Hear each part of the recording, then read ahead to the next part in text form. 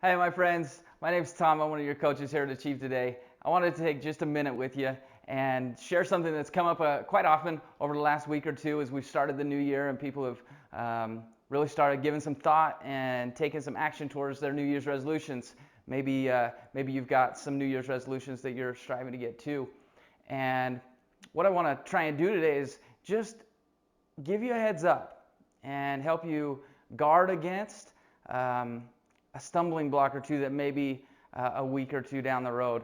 95% of New Year's resolutions fail within the first 2 weeks.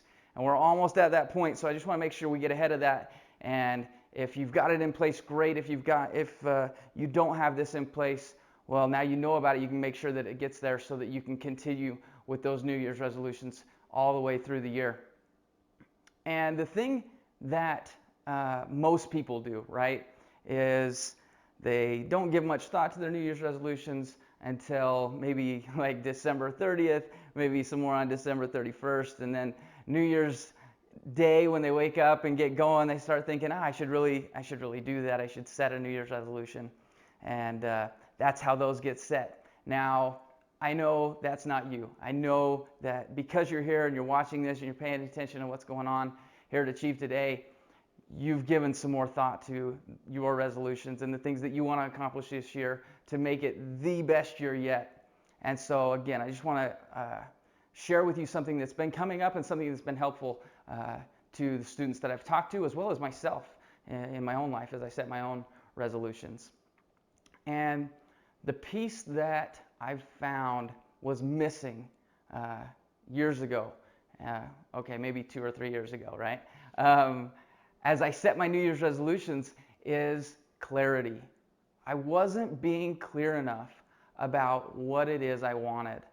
I wasn't getting down to the details. I wasn't getting down to, if I wanted to make more money, how much more money was it? What was that dollar amount? I wasn't quite putting a number on it. I want to make more money. I'd like to be able to do this and pay this off and have the opportunity to do this with my family. And I wasn't clarifying that. I wasn't nailing that down in the details. And as I've started to do that, and as I've started to help students do that, there's a shift that happens. And when we get clear about what it is we want, it's easier for us to see how to get there. Okay? So I want to just stress that. If you've got the New Year's resolution, maybe it's to be more healthy. If that's your goal for the year, if that's your resolution, make sure you've got some details in there.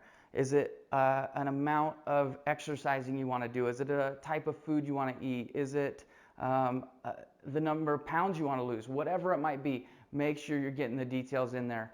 Be very clear about it. The second piece to clarity is be very clear. Now, hold on. This is important. Be very clear about where you're at right now in relation to that goal. We have to identify both of them. A lot of people will set the goals, a lot of people will set the resolutions out there, and they won't ever get clear about where they're at right now, today. Without that, how do we know which direction to go? How do we know which steps to take? Get very clear about where you're at in relation to your goal. Again, if it's money, I'm making this today, and I want to make this. Now I know what that gap looks like. And sometimes that gap is bigger than we thought. Sometimes it's actually really small. And by clarifying both pieces of that, we can clearly see what the gap is. And because we can see it, we can know this is the next step. This is the next thing I need to do to take and get that resolution accomplished. The other cool thing is that when we do that and we start taking action, that is the easiest way to figure out what our limiting beliefs are. If you start taking action towards a goal, and you'll notice things will keep coming up. A limiting belief, a thought, a feeling will continue to come up that's keeping you from taking that next action step. And sometimes if we don't look at it, it looks like distraction. It looks like too busy. It looks like there's not enough time. It looks like a lot of different things. But as we're paying attention, we notice the pattern.